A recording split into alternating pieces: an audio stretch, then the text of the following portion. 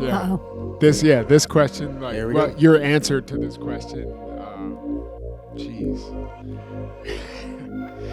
Okay. What is some of the best advice your mother gave you? I'll let you read it because I don't even want to read that. I mean, I do, but I think you should read that because what you wrote there is really telling. Oh, my God. Yeah. This was the last words my mother actually spoke to me. Yes, that's what you wrote. Last words she ever said to me. I'm biting my lip. I can still see exactly where I was when this phone call came in. I was at work. The last thing she said to me was, my mother asked me why I couldn't have. 92.5% of the people who watch this show have not yet subscribed. That is not okay on the I Am Not Okay channel. If we are going to grow and change the way that life is done, we need you to speak up, step up, and show up. And that starts with hitting the subscribe button. And if you're able, please comment, like, and share any and all episodes. Now, on to the show.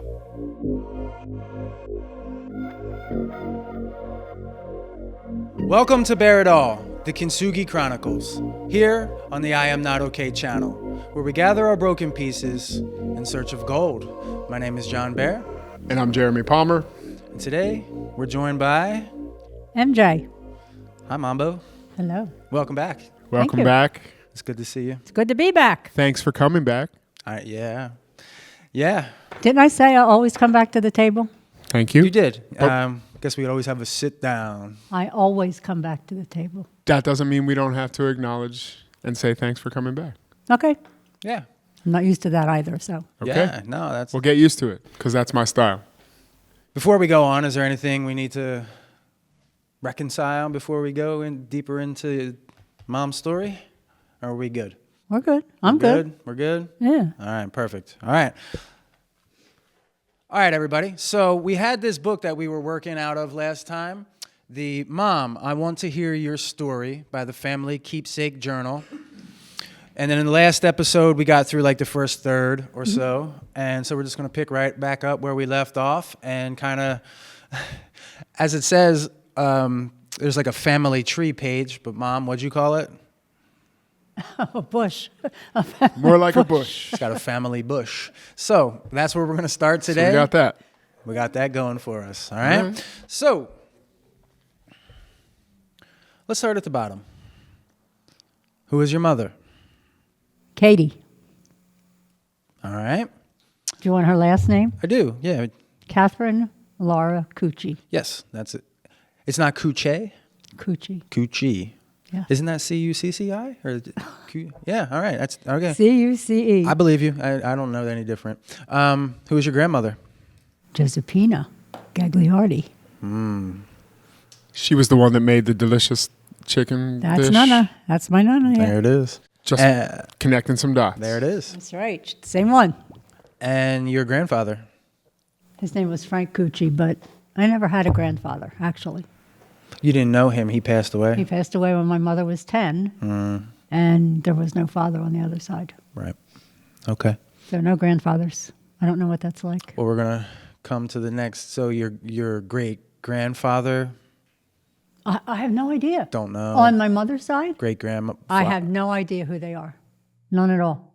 My family didn't talk about these things like this. Yeah, it looks like you have one great grandmother listed. The rest is don't know. Do you? What's the name? Louise Undercuffler. That was my father's grandmother. Okay. Louisa was my great-grandmother. Mm-hmm. And my father's mother was Anna Marie. That was Anna's mother. Okay. We called her Grandmama. I don't know why, but I love that name. Was Louise Undercuffler on Mimi's side or No, Poppy's side. Oh, you Poppy's have side. her listed on Mimi's side. Okay, that's why this doesn't stick out. I was writing fast, sorry. No worries. All right. So that was your mother's side. So your dad's mom, Anna Marie. Anna Marie Hensley. Yep. Yep. Your dad's dad. Unknown. Do you remember? Wait, I know the name, but I don't know who the person is. What's the name? Joseph Talon. Joseph Talon. Yeah. That's not what you wrote. What did I write? Sperm donor. All right, that's being an asshole. He was a married man. I want you to know the truth. Hi-yo. The truth is Right? out. Yeah. That's the truth. Hey, this is what we do. This is what... I told you, my grandmother. Did I tell you this? What's that? My father's mother had 5 children by 4 different men, none of whom she married. Say that one more time. My dad, grandmother. So Poppy's mom, Anna Marie, Anna Marie. had how many kids? 5 children By 4 different... by 4 different men. Okay. And it was only because there was a set of twins in there. So the point is, she never married any of these people. All these men were evidently married. She got pregnant and off they went. 4 times. So each of my father's siblings has a different father. Did you ever meet any of them? The fathers? Like I don't know, like the cousins or offshoots of Oh, the... yeah. Okay. We yeah. have, yeah. Right. Interesting. Any thoughts on, does that make you feel any kind of way or whatever? You don't care? I care to the extent that these are the secrets families keep. That as you mature, really seem to impact you. I'm looking at it now from my perspective as my parents never shared any of this with us. I don't know if that's a function of the time we lived in, that these things weren't done, or they were trying to keep secrets. And I think it might be Maybe a little bit of both. Yeah. Especially with my family. The secret thing just pisses me off to no end. It does. It Expand impacts. on it. And Yeah. there was a lot It of impacts lives Right. down the line. It impacts things you can't even imagine would be impacted down the line. So I don't know who this person is. I do know that somewhere out there, there's a whole family that we sort of belong to. We don't know them. They don't know us. Medical histories. Keeping these secrets from your kids, I think, is a terrible thing. I don't know if this story will show up later in your book here, but wasn't there... Didn't you like find out she was your grandma because you like stumbled on some box that had some papers in it or something? I found out my father was married prior to my mother. Oh, that's at her house, right? At her house. That's we were what it moving her was. from Norristown to Bluebell. And we unloaded the truck, the U-Haul truck. There was a blanket chest on the carport, and everybody had gone in to eat lunch. And of course, I'm outside, and I'm nosy, so I opened the trunk. And right on top was that newspaper with my father's picture and a picture of a bride But not... walking downstairs, but it wasn't my mother. It wasn't Mimi. And it said Hansley Weds. I'm like, who the hell is this? What's going on? I think I flipped out because the next day my parents had this big meeting. Oh, Poppy was married before. How old were you? Do you remember? We had to be somewhere in the neighborhood of like 11, 12-ish age group. I think the twins are probably 12. I would have been 11 and Andrea a little bit younger. So we weren't old, but if I hadn't opened that trunk, my parents would have never told us about this. I was always the one finding that stuff out, by the way. Why do you think that is? Because I know they're keeping secrets. How did you know? As my stories go on, you'll learn. Fair enough. Okay. It's All right. not just one. Let's keep going. Yep. There's a record, Yes. a history, if you will. A pattern of behavior Pattern over of, time. All right. Where was your mother born? Where did she grow up? She was born in Abington and grew up in Ambler. Okay. What 3 words would you use to describe her? My mother? I think I said cold, uninterested, unemotional. Quick to anger? Yeah, definitely quick to anger. So flippant or something, maybe? Flippant. I don't know. I've been thinking about this since we did the last video. And I want to say good things. But I really don't have any good memories of my mom. I really don't. That sounds awful. I know she's a good person. Everybody has good and bad. Not one. Like you had even one of Dad, like when he carried Yeah. La Yeah, up the that's stairs true. or down the stairs for dinner and came over. There were 2 times in my life where I momentarily felt as if my mother actually cared about me. When were they? Both of them involved being in the hospital. The You being one- in the hospital? Me being in the hospital. The first one was in 1984 when Laura had just been diagnosed with cancer. In May, in July, I had a miscarriage. And I guess your dad called my family, my father. And when I came out of surgery from having that miscarriage, my mother and my father were in the hospital room. My mother hated me at that point. She hadn't talked to me since the previous March. She was down at Hahnemann with Laura. Laura had cancer at this point, right? So my mother was at the hospital all the time.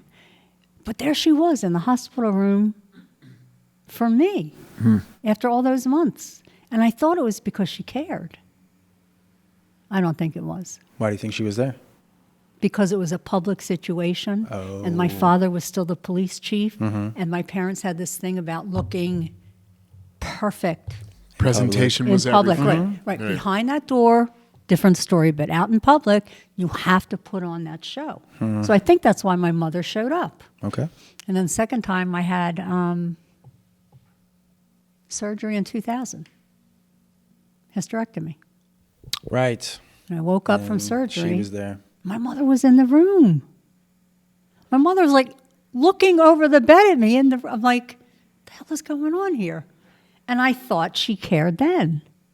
Oh, my mother cares about me, and she and my father were coming every day to make sure I was okay. It was really weird. How did she even know you had the surgery? I told my father because Poppy and I were still talking, Got it. and I only told him because I was going to be out of the office for 6 weeks, and he always called me at work. So I just said, "Hey, Dad, I'm having surgery, no big deal. Just call me at home." So he told my mother because nothing is private in that family. You know, if I'd wanted my mom to know, You would have told her. I'd have told her, right? I think so. But I nobody's circumspect about anything in these families. So that's how my mother found out. This is weird. Sue's mother died the Friday before I had surgery. Remember Evelyn? I do remember Evelyn. Evelyn died that Friday, and I'd made arrangements with Sue to take me to the hospital, and she refused to not take me to the hospital. You know how Susie was, Yeah. and so she did that. But then my parents brought me home from the hospital, Got it. and then came every day to see me. I found that so weird. Yeah. But in both cases, it's because it was a public setting, and there was something health-wise going on, and they didn't want to be seen as uncaring to their children in public. Because my father was a public person at that point. He wasn't a detective or any chief of police. That was like 2001 or something, wasn't it? Yeah, 2000. I'm sorry, I meant the previous one. He was still the police chief. Oh, but the first one. The Okay, hangover yeah. from the way they always did things. Even if he wasn't the police chief at that point, even if he was retired, Felt like they're going somebody to do the same thing. would know. Yeah. Yeah. Exactly. Still has a level of importance. Right, and he had Even if you it's know, contacts in self-importance. the area, Right, a lot of sure. contacts. So the possibility that the father wasn't there, the mother wasn't there, was greater than just letting it go. You know what I mean? Yeah. Okay. So, in what ways are you most like your mom? You did write something. I can't remember what I wrote, but wait, let me think. Who was she? How am I like my mother? What? Like, what was her personality like? Mimi? My mother seemed like everything pissed her off in life. Everything was an imposition to her. You know, you walk in the room and say, "Hey, Mom, what do you want? I'm busy. Leave me alone." That kind of thing. Like, slow your roll, Ma. I was just saying hi. She was always pissed off about something. But then when she laughed, she had a great laugh. She did. There's a good thing I said. Yeah. She was just mean to the bone sometimes. Because you wrote, "I'm a loner. That's all I have in common with my mother." Well, that's true too. My mother's was an extreme loner too. So yeah. Do you care to project on why she was so mean? Oh my God! There Took must have that been a question out of million- my mouth. have been a No, million it's okay. reasons. Yeah. I was like, Yeah. Feel free to add anything. Yeah, no, I'm curious if you Wanna like, know same, what I like, think? do you have any ideas Yeah. on why she was such a loner? Why she was as mean as you remember it? I But- think my mother and grandmother. My grandmother lived with my mother until Nana died, which is standard in my family for some reason. That happened on the paternal side standard too. for a lot of families at that time. So my family grandmother- had very similar situations. Okay, so Nana lived with us, and Nana loved my father to the extent that he's the man of the house, and it was my mother's job to do everything for the man. You drop everything when he walks in the house. And so Nana would be sitting there saying, Catherine, get this, Catherine, get that, Catherine, and my mother's like, leave me the hell alone. So I don't think my mother and my grandmother's relationship was all that great, Yeah, doesn't sound it. except in public. Right? Mm-hmm. And Nana and Mimi would bicker in Italian, just like my mother and Andrea, or my mother and Tina, bicker, bicker, bicker, bicker. Everything was a fight with these people. It just seemed ridiculous to me. But I think with my mother, she was mean. I think they had a hard life growing up. Yeah. I really do. Her father died when she was 10. I don't know if my grandmother owned a grocery store or worked in a grocery store, but there was a grocery store involved. And I think the girls were meant to toe the line. They were first generation Italian American Catholic girls. So They had a job. Right. There were specific things they had to do. They lived through the war, so there was the war rationing, that kind of uncertainty. But I think my grandmother rode my mother really hard. Okay. Like, Katie, do this, Katie, do that. And my mother finally was like, oh, gots, leave me alone. You know what I mean? I do. And I think it like translated down the line. If my mother had never gotten married and only somehow managed to have one child, I think that would have been ideal for her. Well, the You first. know, no husband, Yeah. no 4 children crawling up her ass, just one kid, no husband. I think my mother would have been perfectly happy with that. Well, would that have been possible? The first 2 that came out were twins. Right. So Yeah. she was already screwed. Already. Double the trouble, man. So anyway, the point is, I think my mother was mean because she grew up in a very difficult situation. Sure. My grandmother was always riding her ass, even though they didn't want you to know that. That's the way it was. Sure. And everything in our lives, this is another thing I realized, everything in our lives changed when Nana died. It was complete deference when Nana was alive. You defer to your father, you defer to your mother, you defer to all the elders.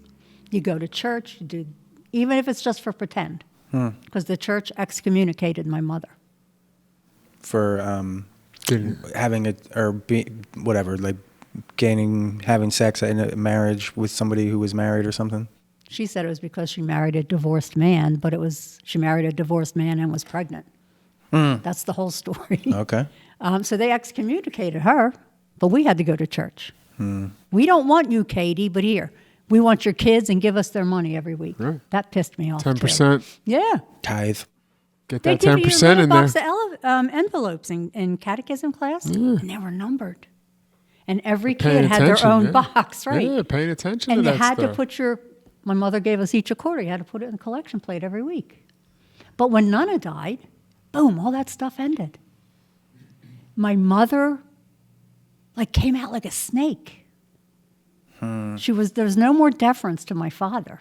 You know, she was pushing back, pushing back, pushing back. And I think it was all that pent up, was it 10 years they were married? It was about 10 years when Nana died. So 10 years of being told, Katie, you're not good enough. And my mother, the only thing she could do was let that shit roll downhill to her kids, right?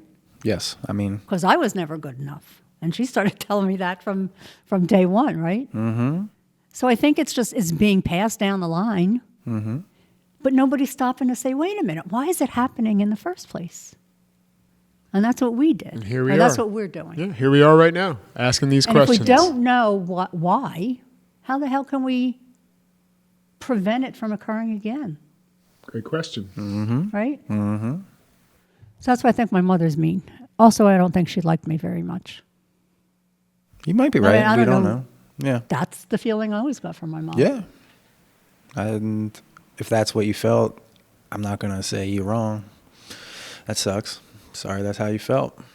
My mother tore everyone to shreds.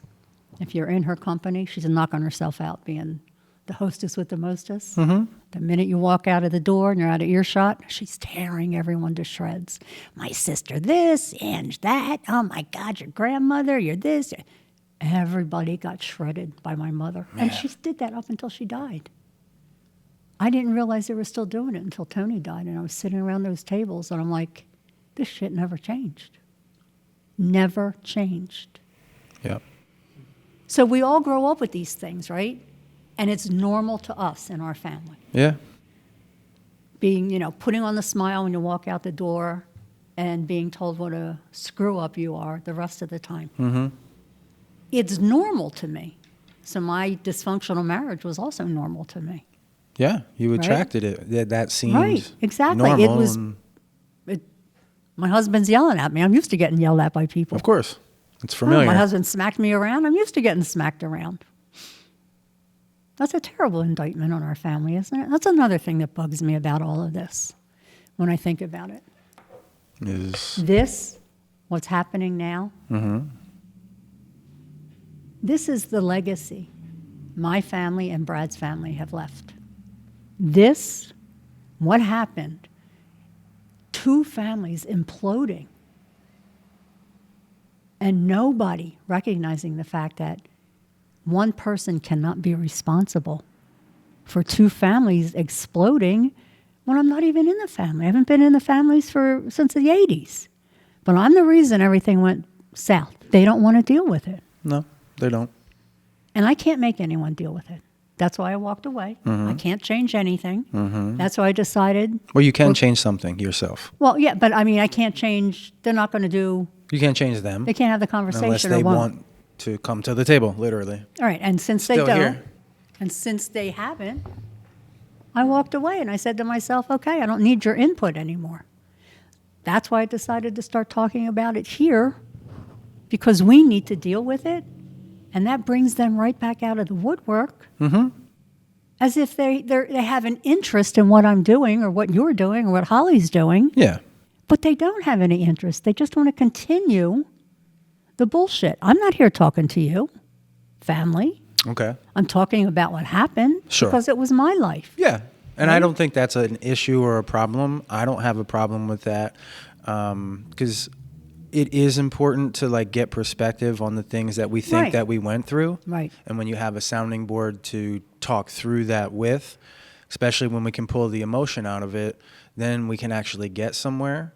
And I mean, we are talking about people in our family. We're Yes. not doing it in a way to talk. I'm not doing it in a way to talk shit. I'm not interested in that. I don't if I say something and it sounds mean or mad or something like that, well, then that's the way I felt about it. It's your experience. It's my experience It's of it. subjective to you.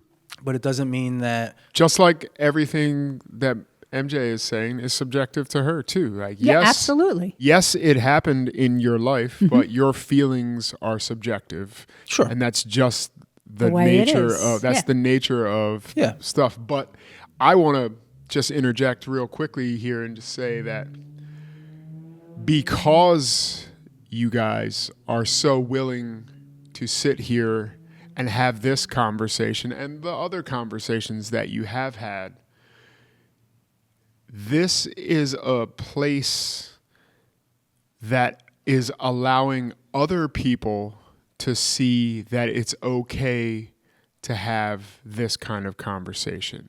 That's really what's happening here most. Like, yes, you're getting it off of your chest. Yes, you're learning some things. But the reality of this is that folks that are watching this can be like, whoa, that's some heavy stuff there. I have some stuff like that in my, maybe it is okay to have that conversation. Maybe it is okay for me to say to my parents, like, hey, I'm pretty fucked up because of this situation. Like, can we talk about this? And, maybe that conversation will go nowhere.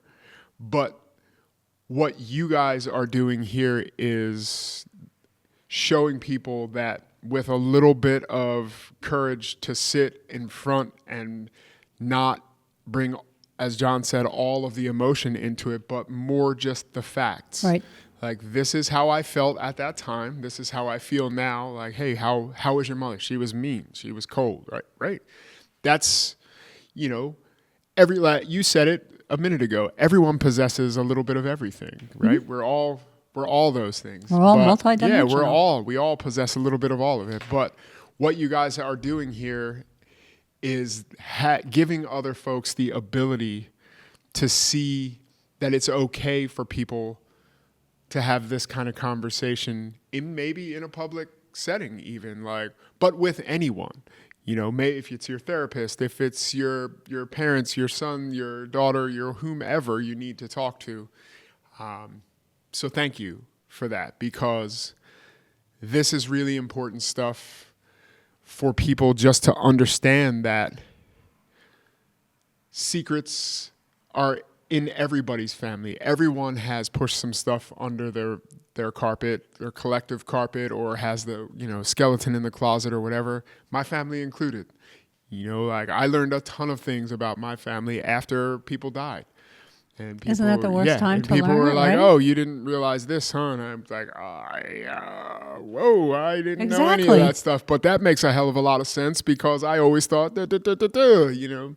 So anyway, just wanted to make that point, because I think that is really the most important thing that we're doing here. Yes, we're reading the book. Yes, your story is out. Yes, you're learning things. Yes, we're having a great conversation. But I think we keep coming back to how important it is just to show folks that it's okay to talk about some of this stuff. So thank you. I say just do it. Yeah. There's never the right time. He says that too. Yeah. There's never the I right mean, there time. is the just do it, but what we learned was, we just did it, and I wouldn't say it didn't blow up in our faces, but we reached resistance in certain points where we both had to learn how to level up in order to keep having conversations. We're going to have resistance. Anytime you do something like this, and we've never done anything like this before, it's so big and it's so powerful, right? That there's going to be turbulence. You're going to have periods of time where the feelings you thought you had become magnified when you're actually talking about these things. And you have to bring yourself back down. But that's the turbulence. If you don't get it out, it's still going to live in you. Well, and then there's also the turbulence of like all of these things happen to you, Mom, and you want to talk about them, and all of these things happen to me, and I want to talk about them. Learning how to say what happened to me without it charging you up, and vice versa, is what we're doing here. And if we don't talk, right, if we're not verbally speaking, we're not going to get there. Well, it's how we talk. Right.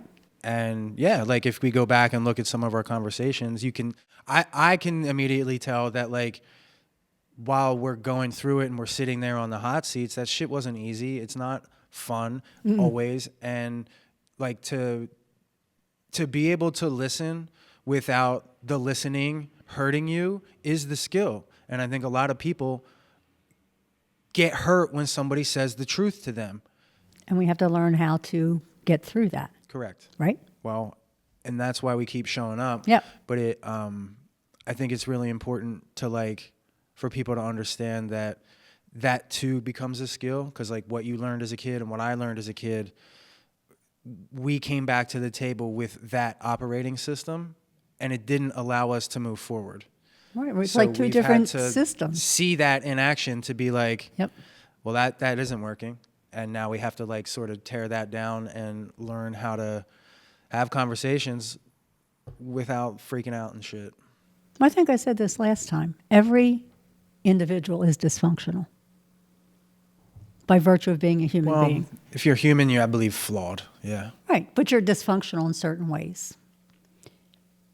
And we go into new relationships with dysfunctional people. We're dysfunctional people. We go into relationships with other dysfunctional people. Now we have this unique pocket of dysfunction that we're developing together. But it's not the dysfunction I came from, and it's not the dysfunction you came from. We need to develop that language between us as understanding, right? So we know what we're talking about and we're not triggering each other. I also believe that it's not necessarily something like we came together to try and talk about it and then got to a point where that wasn't working anymore, and then we had to go away and learn new things and get better individually. Exactly. To come back and continue it. And that's the process. That's what I'm trying to say. I believe that's where a lot of people get tripped up in that, like, right, they're because like, it gets, right? well, yeah, they don't want to feel whatever they don't want to feel, and then they shut it down, and then they don't come back to the table a better person. They come back as that same version, and the same things keep happening, and wondering, well, it's her fault. She's a bitch. She's a cunt. He's an asshole. No, actually, like, and I maintain this, and like, you are the source of your unhappiness. So if you're fucking unhappy with the way your interactions are with people, look within. Nobody has the power to make you unhappy. You choose it. So let's choose to, like, not do that. Easier said than done. Deal. However, that's it. Yeah. And it's something that I believe, saying that there's going to be some people that are, no, that's not true. He did this. And why don't you come on and talk about this shit then? And we can kind of work to understand what's really going on in you, that you get so triggered by fucking words that somebody says that you don't understand. Right. And if it's not true, why would you be upset in the first place? Exactly. Because your truth isn't my truth. However, you know what's funny?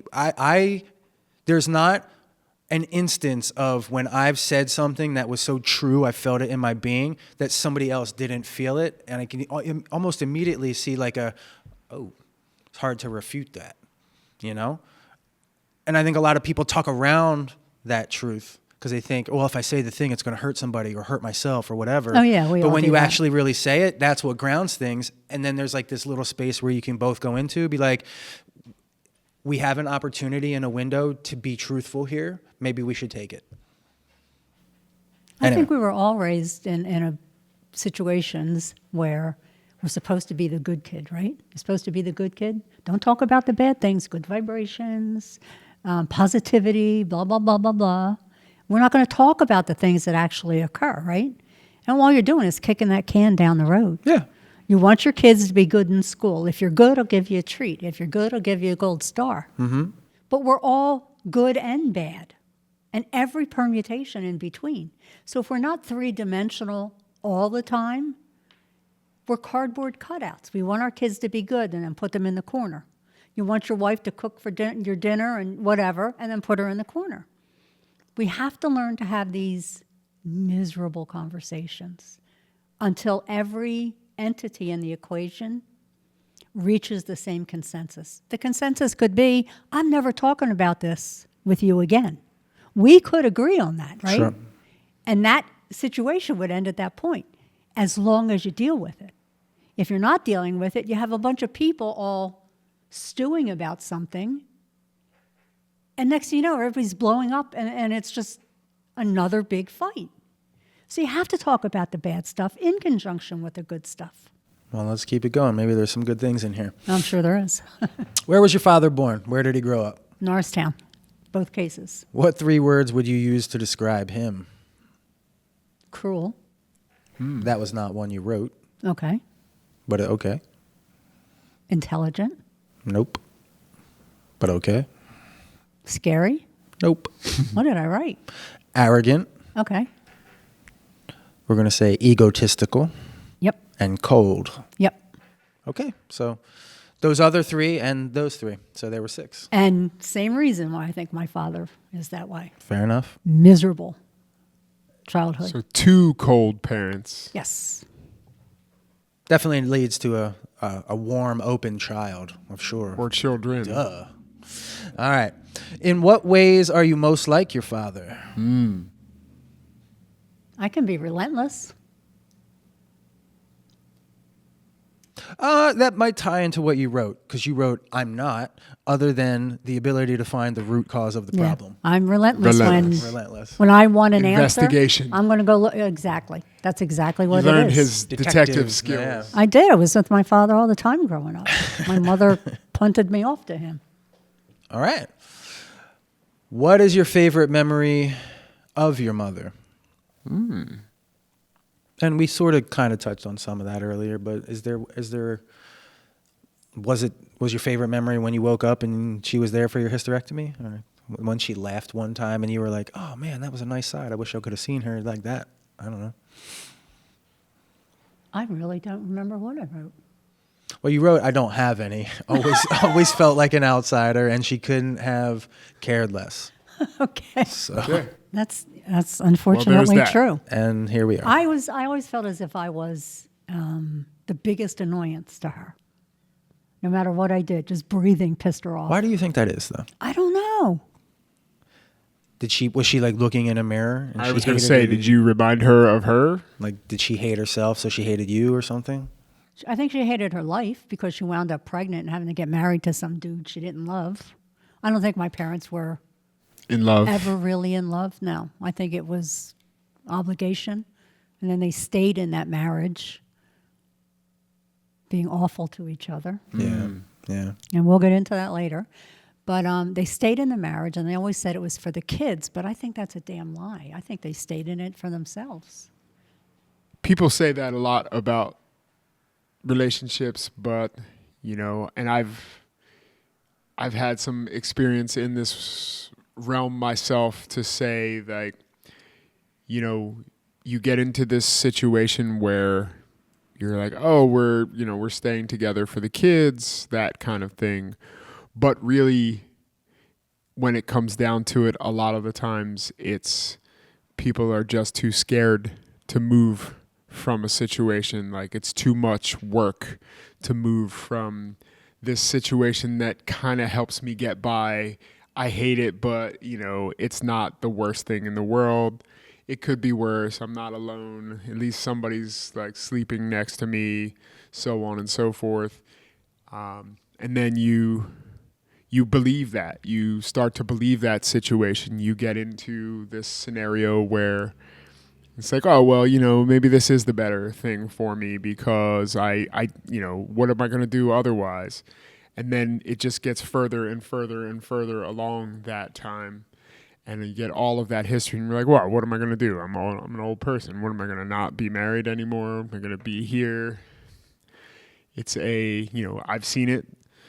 I think we all do to some extent. I've seen it myself. It's a situation that I think a lot of people, if they were honest with themselves, find themselves in at a certain point in their life. And you either make that decision, you're like, I'm going to stay like this, and this is just going to be how I ride this thing out, or you're like, wait, this is not good enough. I'm not going here anymore. This is not going to be where, it's not going to go like this anymore. Unfortunately, that takes some real courage. Or an affair. Sure, but even that takes courage. Like that takes courage too. That takes you still have to be like, I can go outside of here. Like that still takes some level. Is it misdirected courage? 110%. But it still takes a jump, a way that you can get out of that. You're looking for a way out. And a lot of people go that route because they're looking for the way out and they don't have the courage to just sit with the person and be like, hey, listen, this isn't working and we need to do something about this. Instead of sitting there they go the other way and say like, oh, well, that takes a little bit of courage too, but it's dangerous, it's this, it's that. But here we are because it's still easier than just dealing with this thing. Like, this person makes me like crazy when I'm in their presence, and this person makes me feel good, so I'll just do it over here, and maybe that'll make it better. There's an insight. All right. What is your favorite memory of your father?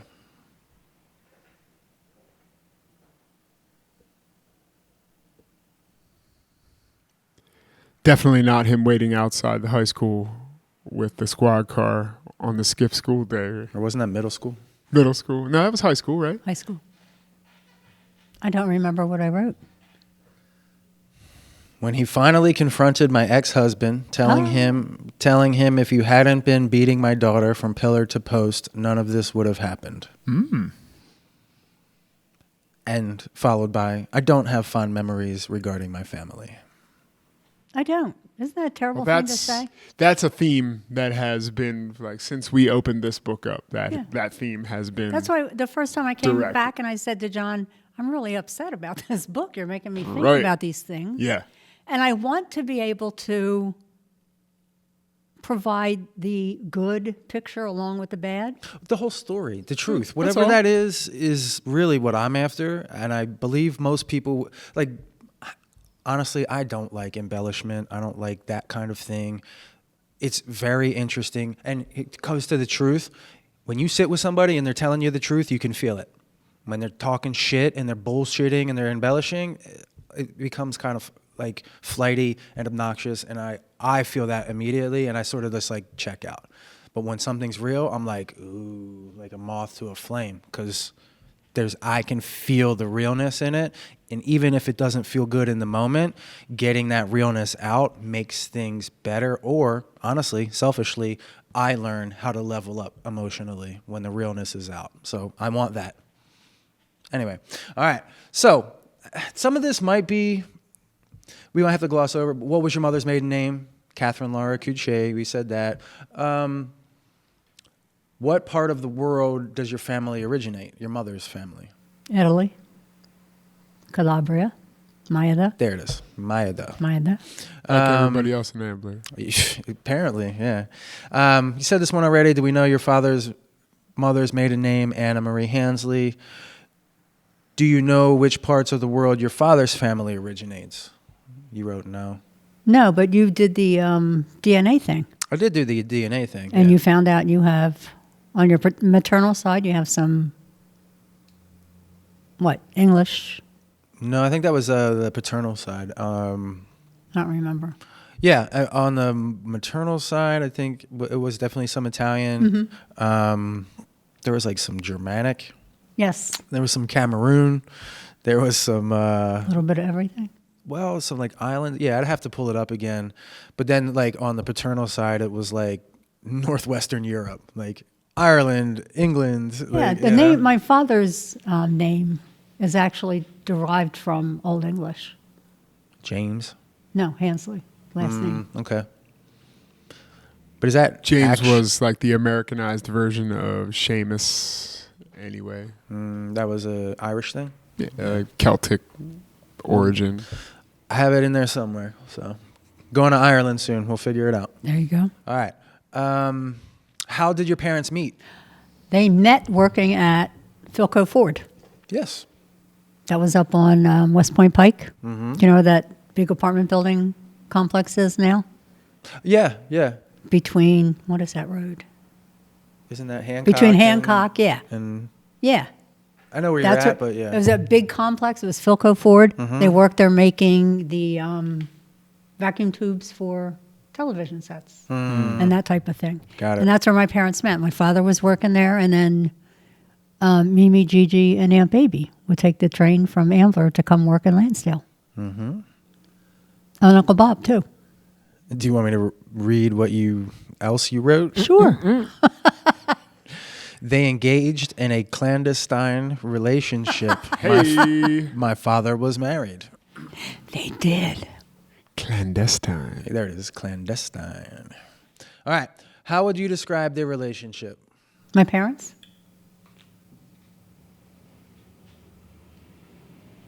It was adversarial at best. Miserable, volatile at times, emotionally juvenile. Yeah, it was definitely, they were both emotionally juvenile. My mother's conflict resolution method was the silent treatment. Mm-hmm. My mother could go months without talking to you. Really? Oh my God, it was like a morgue in the house Months. sometimes. Yeah. That's heavy. Yeah. That is some heavy stuff. Yeah, my mother was displeased. She would shut everything off. So she holds whatever the issue is hostage. You can't do anything about it, right? And she would do the same thing to my father. My mother would martyr herself. It's probably the only way she felt she had power, Right. Exactly. I'm sure that's exactly what it was. you know? Because, look, my father, you hate me saying this, but my father was a cop. He had so much leeway Sure. in terms of pulling the wool over her eyes. or she can't threaten him with anything because he's got the police department, right? Yeah, right. And he made sure that he would threaten my mother with shit like that. And he did it with his kids. I'll lock you up myself. And he meant that. So I think that's He another picked you up reason from my school mom in the stayed. squad car when you skipped school once. Yeah, and that was Like, that was not the first time he right, did the something attempts like that. at Yeah. like the fear factor there. Yeah, the intimidation was so horrible that eventually I got to the point where I was intimidating myself on their behalf. Right. Like they're not in my life, Well, that worked. but That- I'm behaving the intimidation that worked. way because it's ingrained in me at this point, and they're not even around to see it. It lives rent free. It did. It does. What were your parents' occupations? Father was a cop, and my mother was a little bit of everything. She was like administrative assistant, secretarial. I think she did at one point do selling for heating oil, that kind of thing. Yeah, you wrote customer service at Agway. Yeah, it was like that kind of thing. When did your father switch from working in the Philco Ford place to being a cop? Or was there anything in between there? Like, do you remember any of that, or do you know? I any of that believe he history? went right from Philco Ford into the police department in Okay. Ambler. Oh, okay. And this is, I don't have confirmation of this, but the story I've heard that I've been given is my father was a cop in Ambler, patrolman, Okay. had an affair. I think my mother found out about the affair, or my father just got sick of the affair, one or the other. He broke it off with this woman. And she went down to the police station, raised hell, and put a block under it, screeching and yelling because she didn't want to end the relationship. And the chief told my father, "I can't have this. You're fired. Don't be bringing your women to burn down my police station." Right. And we moved. When we were little, we moved. I remember I told you the twins were in elementary school, so they were in kindergarten. And it was the summer after kindergarten. We Okay. moved. And we moved because my father had this affair. He lost his job as a cop in Ambler. Interesting. Then he came to Lansdale, was hired, Lansdale Police Department. My mother couldn't trust my father. So after moving to a new house, to a new town, to new surroundings, the first thing my mother decided to do was take a job as a dispatcher at the police station to keep an eye on her wayward husband. Because she didn't have enough going on in her life. Yeah. Okay. Yeah. Woo. That's Alrighty. deep, Juicy, right? I told deep, you. Deep shit, man. All right. Did either of them have any unique talents or skills? I think they were both very self-sufficient. My father... You wrote they were avid with their DIY projects. Yeah, they were. My father would build, he would paint, he would this, he would that. My mother would cook, she would sew, she would... They were definitely DIY people. And if something needed to be done, they always tried to do it first. There were very few things that they would send out. And they were both good at it, by the way. Did either of them serve in the military? My father was Army Reserves. PA Army National Guard. Yeah. Yes, National Guard. Switching. All right. So Most people fake fine. Are you one of the few who will rise? Comment BKS below, and we'll arm you with the first tool to fight pain and build strength that's actually worth sharing. See you in the gym. Now back to the show. what is a favorite family tradition that was passed down from your parents or grandparents?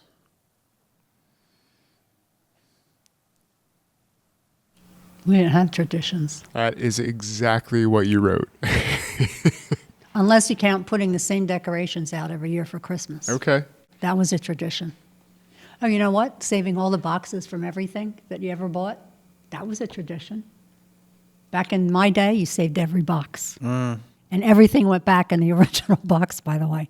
And if the box started falling apart, you taped it shut. So that's where I get it from, not just Dad. No, not just Dad.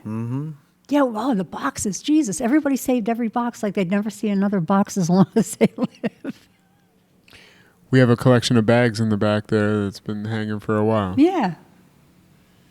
I What- do the box thing. What are a few of your favorite things that your mother or father would cook for the family? I don't even remember that question. I'll read what you said. Okay. I honestly can't recall. So there's that. All right, I'll remember this. I know we had Nona's chicken. That's what I remember from the Nona's last chicken. episode. When gas grills, remember when gas Oh. grills became a thing? Sure. My father had to have one. Gets his gas grill, and from that point forward, for Christmas, my father would either grill steaks or Chateaubriand. And Brad, oh my God, he loved going to their house for Christmas because my father's out there cooking his steaks. So my father would do the grilling outside. What the hell did my mother make? She was an adequate cook. She didn't learn the chicken from Nona? No, my mother was all convenience food kind of thing. My mother I think she hated cooking, to be honest with you. Okay. Because growing up, everything they did, they had to grow, they had to get. Right. You couldn't, I mean, they didn't have a refrigerator Right. at home or a freezer. They had an ice And box. everything was drudgery. Kitchen work was drudgery to Yeah. my mother. So convenience foods, frozen foods, oh my God, she loved that. Some TV dinners. Yeah, oh yeah, we were Swanson's kids. For Me Christmas too. specials? Yeah. Me too.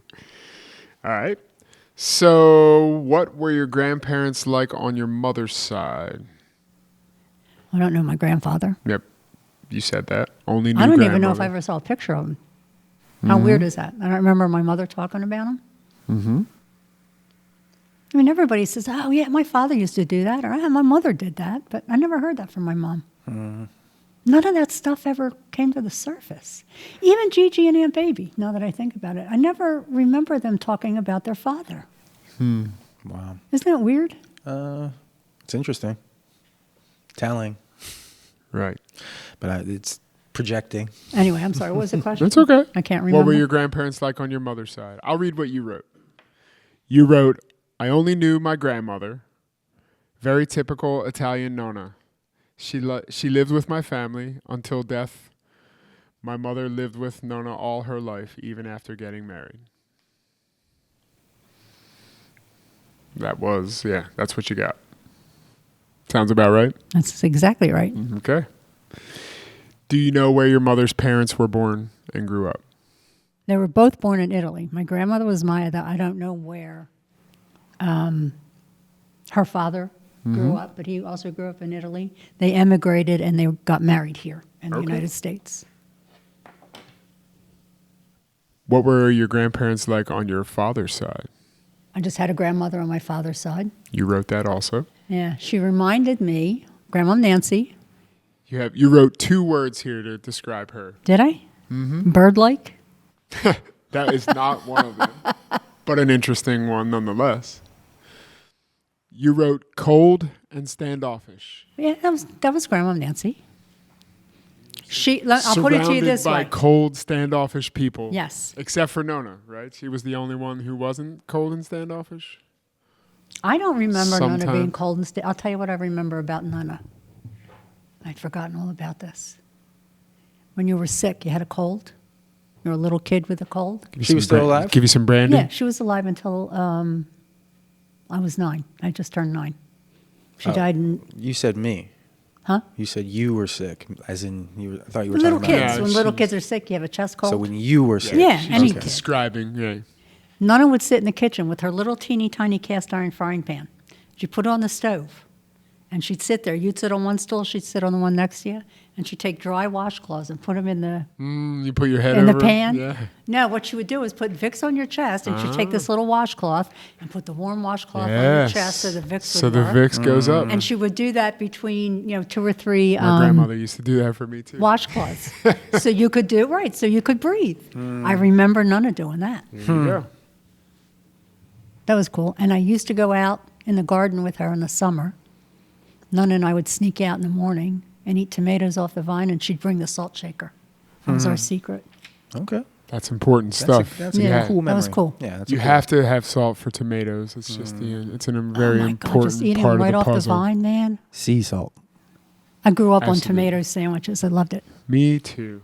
Loved it. Tomato sandwiches, corn on the cob, Yeah, man. maybe some peaches for Jersey tomatoes. Yeah. I do not remember tomato sandwiches. So I wouldn't have. You had to made have it on anything Italian else. bread though. Like it has to be like the white Italian bread, tomato sandwich, mayo, salt and pepper. I like cheese on mine, but that is not a traditional way to do it. But hey, actually, if you throw some bacon and some lettuce on it, I think it's amazing. well, But there's that's beside. another level. All right, so last question on this one is: do you know where your father's parents were born and/or grew up? I'm presuming they were born in Norristown, and if they weren't, I don't know the answer to those questions. And that is what you wrote. I do not know. Isn't that awful? It's I not want you awful. to say that in 20 years. I It's want not you to awful, say, yeah, I know but this it's shit. all it's less than ideal. You want I me to think what? it's awful. In 20 years? In 20 years, I want you to be able to answer these questions like, what's your best memory of your mother or your father? I want you to be able to have an answer for that. My story isn't yours, so I know, but I do have I answers. want you guys to know the truth. That's why I'm sitting here, Okay. for real. We all owe you the truth. Oh, I don't know about that. It's nice to know, though. No, So, we owe you the truth. well, if you want to be in my life, you do. Yeah, Yeah. that's the way I see it.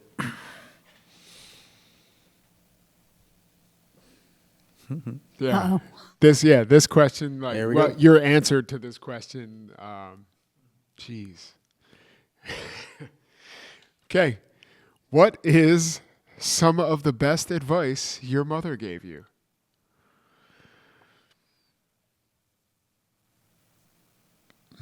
I'll let you read it because I don't even want to read that. I mean, I do, but I think you should read that because what you wrote there is really Oh, my telling. God. Yeah. This is the last words my mother actually spoke to Yes, that's what you wrote. me. Last words she ever said to me. I'm biting my lip. I can still see exactly where I was when this phone call came in. I was at work. The last thing she said to me was, my mother asked me why I couldn't have stayed married and let him beat you.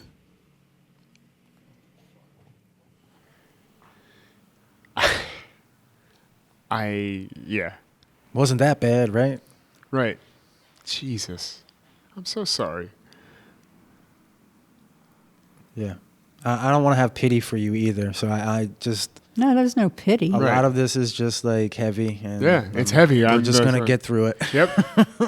I'll keep it moving, but Yes, I those are think the it was last words she actually spoke to I me. think it was important for you to say that, not for me. Fair enough. Yeah, that's I didn't realize I put that in writing. some pretty heavy stuff right there. I'm glad I bought this book, for real.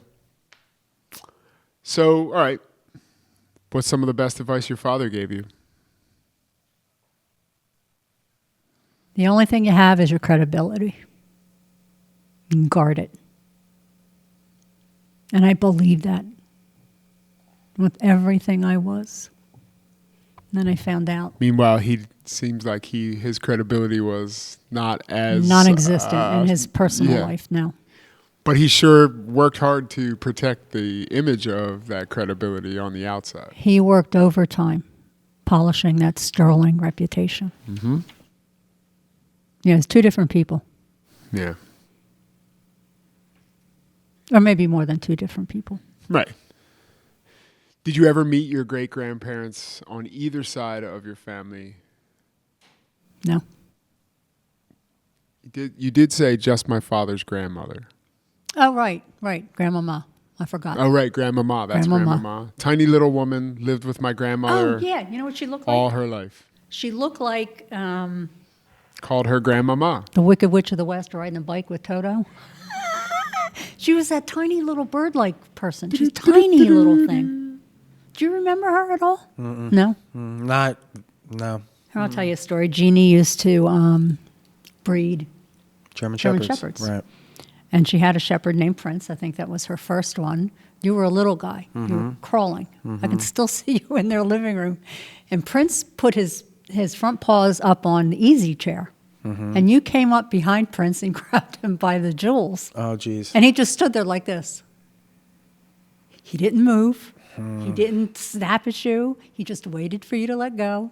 He was so well trained, right? Wow. That he didn't do anything. You let go and, off he went. Interesting. And I knew he wouldn't bite you, was the other thing. Jeannie raised the German Shepherds. She was really good at that. I think you've told me that one before, but it's hitting a little different right now. You used to go, what was the house? You helped Poppy do the yard work that one day on Skip at Pike, that one. I know the house. Yeah. Yeah. And I remember Jeannie, and I remember the German Shepherds. I remember going to dog shows with her. Yes. Setting that's up right. and like being that's like right. a ring person or whatever I was doing. And it was actually really cool to do some of those things. So, but it was interesting to realize I was grabbing a German Shepherd by the junk. That's You did. a little goofy. You did. Okay. Yeah. And Prince was a don't great know any- dog. Kids don't know any You better. know, You were like, you weren't even walking. honestly, you were I just probably crawling. would have hated dogs for the rest of my life if he turned around and snapped me. I could see why. Could have been worse. Yeah. You know, he could have ripped my face off. So I'm appreciative that he was a well-trained dog. Thank you, Jeannie. And then Tina's dogs, Jacko and Mitzi. Mitzi, that's it. Yeah, and then Wild Bill later. Yeah. oh right, the red husky, right? Yeah. All right. So we've moved from parents and grandparents into siblings. Alrighty. Are you an only child or do you have siblings? I have siblings. Yes, you do. Are you the oldest, middle, or youngest? I am the middle.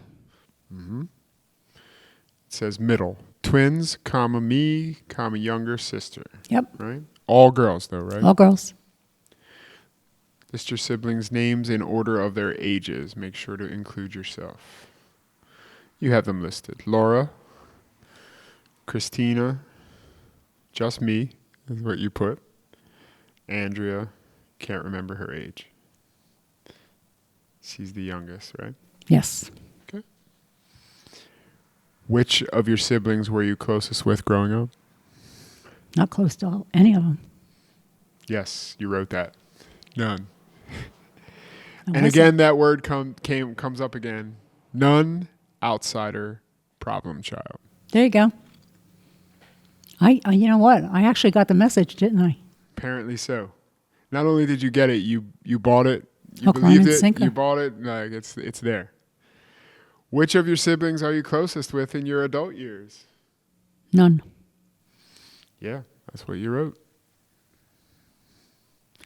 How would you describe each of your siblings when they were kids?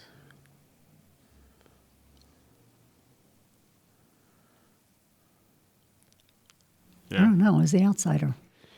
You said I don't recall I don't recall who we actually were or who we were supposed to be. Life was all about pretense. So you guys were the good little girls of the police chief. Oh, And that please. had to be like the angels that the police chief had, and that had to be the way that it was. My parents, the best thing in life when we were kids would be people complimenting them on how good their children are. We weren't Laura, Tina, Mary, Jo, and Andrea. We were the Hansley girls. We were, like a herd, Sure. a pod of dolphins. Yeah. We traveled in a That's how pack. kids tend to be, especially when we there's had to. several of them. Yeah. We had to. We weren't allowed to do anything on our own. So we were always together. But I wasn't close to anybody. Right. Even like you played with your siblings because you live in the same house, but I don't remember being close. How would you describe each of your siblings as adults? I don't know them as adults. You did say that. You wrote, I don't know them, other than to say abusive, conniving, and cruel. That is true. Again, that's a terrible indictment on a family. Well, it's a subjective. Would you say you have those qualities too? If that's where you came from? Oh, yeah, absolutely. All right. Absolutely. I can be very cold. I can be mean. Yeah. Self-preservation, it's a hell of a drug. It's a hell of a drug. So then we have this page. It says, in the following pages, share some favorite memories of each of your siblings. If you're an only child, feel free to share memories of close friends or cousins.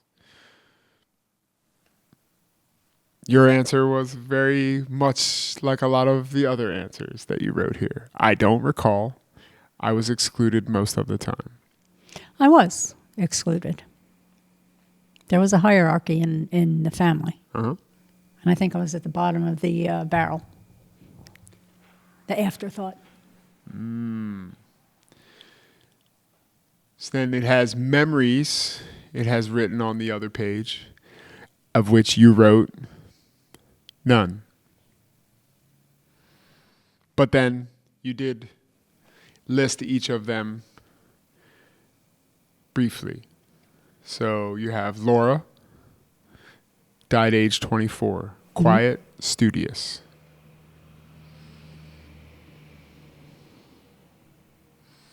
Tina, portrayed as the compassionate, selfless sister. Mm-hmm. They were the twins, yes? That is correct. Laura and Tina. One was an introvert, the other was an extrovert. Were they identical? No. And then you have Andrea, entitled, enmeshed with mother, Completely. abusive. Very much so. Well, you know those people. What do you think? From your experience, do you find them warm and fuzzy people? Maybe we'll do that in a different podcast when it's my turn to do my story on everybody else. Okay. We got enough to go over with you right there. This section, the next section, is perfectly queued up for you to read because it's all about becoming a mother. Perfect. All right. We'll go a couple more pages here, and then we'll come back and do another episode to finish this thing up. All right? Becoming and being a mom. How old were you when you first became a mother? 21. What was your favorite part about being pregnant?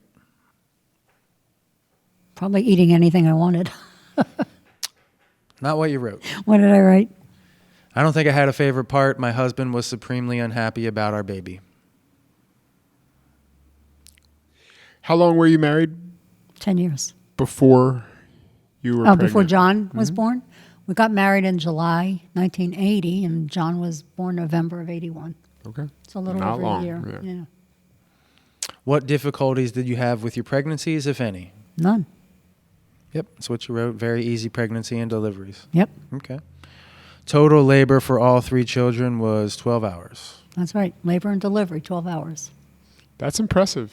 for 3 kids. In and out, yeah. Yeah. Wasn't it like 6 for me, 4 for Tony, and like 2 for Holly or something? Exactly, It was- exactly. it Kept sorta- getting easier. Yeah. It did. And faster. Where You were the hard case. That makes sense, doesn't it? The things are adding up, and pieces are falling into place here. It can The only doctor connect- said when you were being born, oh my God, what big shoulders. Yeah, whatever the fuck that means. You're a big baby. Okay. Big guy. Were your deliveries early, late, or on time? I think they were pretty much on time from what I recall. Got it. Did you have any food cravings? If yes, what were they? With you, it was meatballs. Yeah.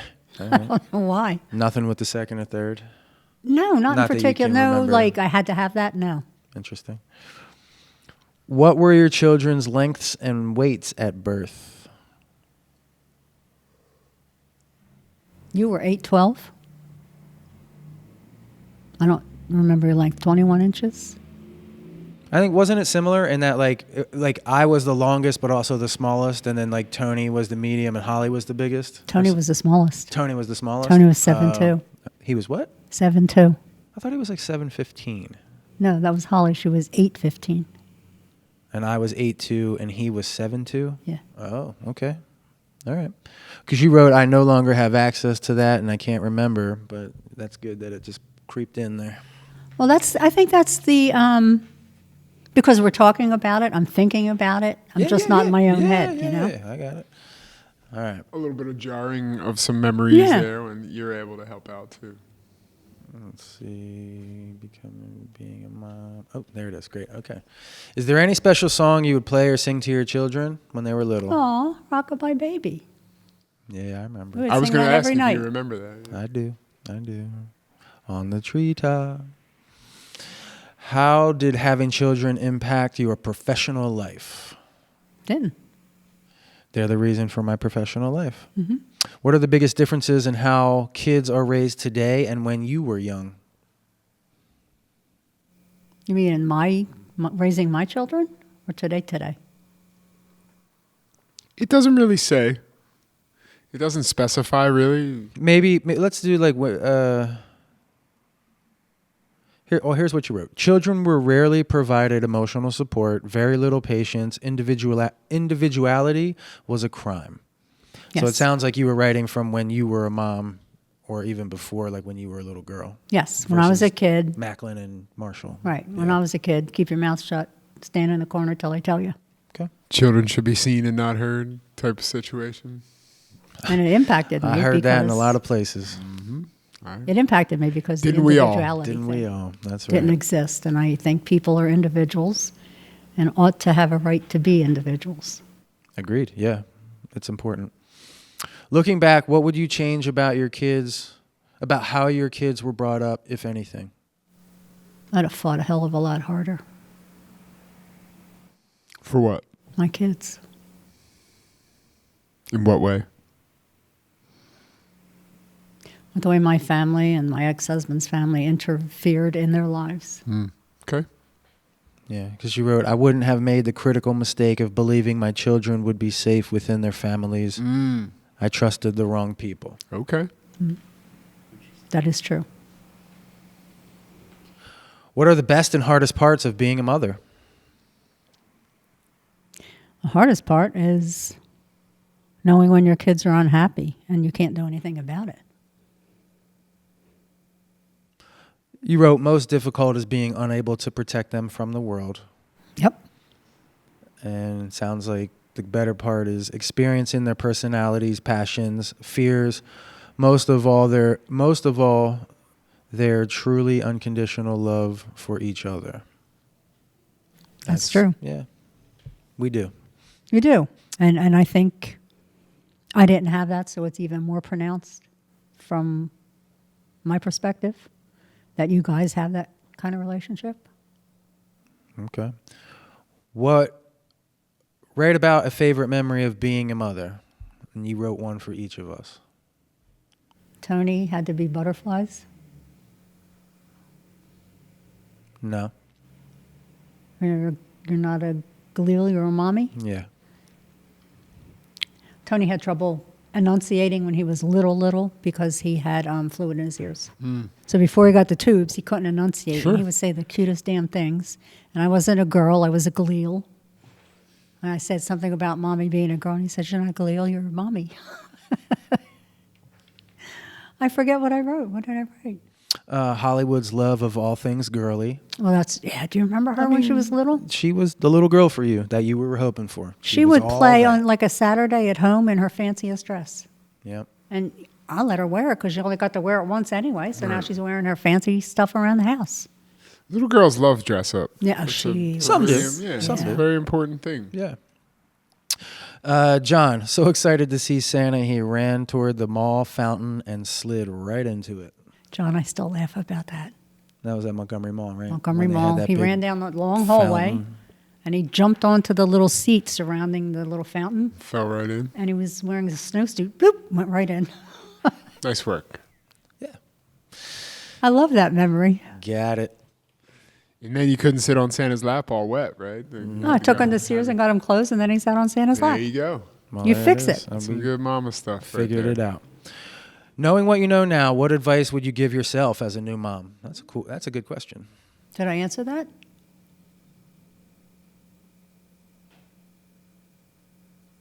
Yes. I'm just reading it. Your handwriting gets a little like I know when I start writing fast, you can't read it. flowy. Yeah. Sorry about that. I had to sit with a couple of them Yeah, I for was a like, second. what's that? Now, what the hell she saying? I probably can't read It it says, myself. I believe, don't subject my children to extended family. Yes. Is that subject, that word on the top there? Yes, subject. Got it. And I can see why you're confused. Well, I was just making sure because it looked like subtlety kind of or something else. I was like, what?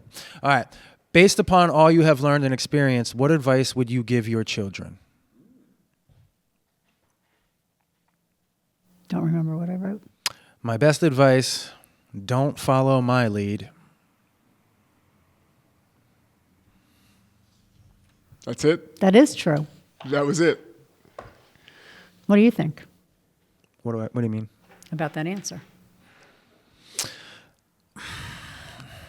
I have to process that. I think what you're doing right now is a great lead to follow. I think. Don't follow my old lead. Maybe, Right. you know? I think Don't follow the way I was. What you're doing right here is sitting and telling this story from this place of knowing that this is not a pleasant story to tell. It really isn't. But you're still sitting here, you're doing it in a way that is, for lack of a better term, courageous. That's a great term, actually. I don't even need to go for a better term. It's a courageous thing to sit and know that what the answers that you wrote there are difficult. The questions, I think a lot of people can take a look at a book like this and they'll be like, oh, man, remember that time we went with the thing and they did all this stuff and like, oh, yeah, my mom used to do this thing. My dad was like the greatest whatever and all of that stuff. Like, I haven't heard one of those at all. And to be able to sit and have this conversation knowing damn right well that that's not in there is a pretty damn great example to set for not only your children, but your grandchildren. And anybody else that would be watching here that is like, I thought my story was not great. Shit. There are other people that have stories like that too. So And it's okay to say them out loud. Yeah. It's absolutely okay to say them out loud. Not only is it okay, it's needed. Right. This It's is what's more missing, than just I believe. okay. There It's it is. needed. It's necessary for people to crack open the stuff, the shell, get it out on the table. Let's organize it a little bit so we can talk about it without it crushing us. And hopefully, like the name of the podcast, right? The Kintsugi Chronicles, right? How about we put all of those broken pieces out onto the table and then try to put a little gold in between them when we put them back together. Because that's what we're doing right here. Like, that's literally the point of that, the beginning of this. Like that's what's happening right now. So I want to acknowledge that again because I just want you to understand how important I think that is. And I know he feels the same way there, but I really want you to understand how important and what a fantastic example I think that is. So that's my 2 cents.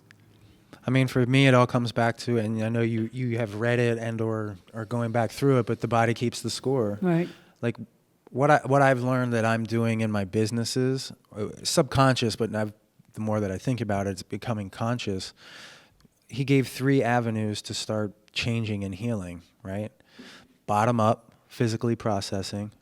Top down, talking. So the gym, what we're sitting in, is the bottom up facility. If people don't want to talk, and this might be really heavy, and these conversations, just listening to them might be more than enough to push people back into their old patterns, and they be like, whoa. And then they need to process that physically, right? Right. Some people aren't ready to move. Like you said, they freeze so much. I think you might be one of them. Absolutely. To where you actually need top down right now, which is why you were the one who suggested the podcast. And when we came together and do it, you knew you needed to talk and get it out. I believe doing that will lead you at some point to realize, oh shit, I should probably start exercising again and walking more and doing all those things, because the boys are going to keep growing up. They're going to keep going faster, and you're going to be like, fuck, I'm falling behind at some point, right? And then we have the medical way, which Jeremy and I have talked about on our supplement podcast. You know, we have psychedelics might be a way, or you could say pharmaceuticals, but messages, like seeing t-shirts that have words on them that resonate with you and you're like, fuck yeah. Like he and I know a company that is producing t-shirts, and it's really like more of like an identity. And we both, when we see them, he's wearing one, VIAV, Violence is a Virtue, by Few Will Hunt, right? And basically what that means is everybody wants to eat, but few will hunt. Okay, that makes sense. See, immediately you were like, oh, I get that. So do we. And guess what we're doing here? We're hunting the truth. We're hunting the gold, and we're bringing those broken pieces back together. And so we do have all of those avenues. And so sometimes these words might be like a balm or a salve, aka a medicine for somebody to hear. Like Jeremy has said several times today, it's clear to me that he's saying that because it's making him feel that. He's like, getting the privilege of sitting, I would say privilege, but he's getting to sit here with us. It's absolutely a privilege. In this hot seat, but also like he's learning, he'll be able to apply something from this to his life. I will be able to move forward in my own life at home with my dog and my fiance. I'll be able to be a better brother to Holly and a better son to you and to Dad and everybody else. Like, cause at the end of this, I'm not here to talk shit. I'm here to talk truth. And for me, that's the body keeps the score. What needed to come out of me was the truth. Yeah. So I spent a lot of time in the gym building my body up to the point where I realized the next step was for me and you to talk. And here we are. And there was some medicine in between when I was on antidepressants for a bunch of years and I couldn't get out of my own way, Effexor. However, maybe that kept me alive. I don't know. So I'm not going to shit on it, but I can look back at that time and be like, not that kind of medicine. That it might have numbed me to not feel things. Now I need to like not be numb and feel things so that I can put that back with some logic and some real thought and not over emotionalize it. And I think that what you just said right there is the thread that is common throughout so many situations and stories. And that is, you don't need to be numbed to everything. Really, the reverse is true. You need to sit in some of this stuff for a while and really let it get into your pores and understand it from every angle so it doesn't own you anymore. So it's not your guiding principle that is like, yeah, I'm angry, I'm this, I'm that, I'm all of those things.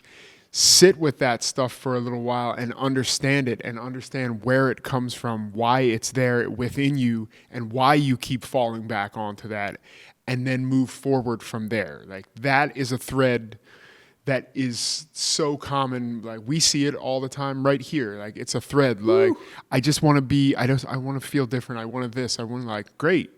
But like, let's find out why you're here. Exactly. Like, what got you to this place right now? What made you be in this position where you feel like you need to numb this pain? Because I get it. Pain sucks. Like, I don't want to be in pain either. However, pain is a great teacher. And we know that. But not everybody's willing to sit with that. Correct. And be a part and let it be a part of their life for long enough to be like, you know what? I'm not here. This isn't who I am or what I'm doing anymore. I'm moving forward. And that is honestly what I believe you're doing here.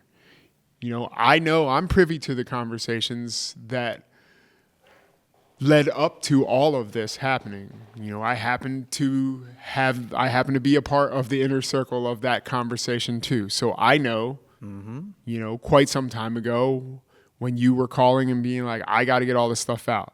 I can't do it anymore. I know that.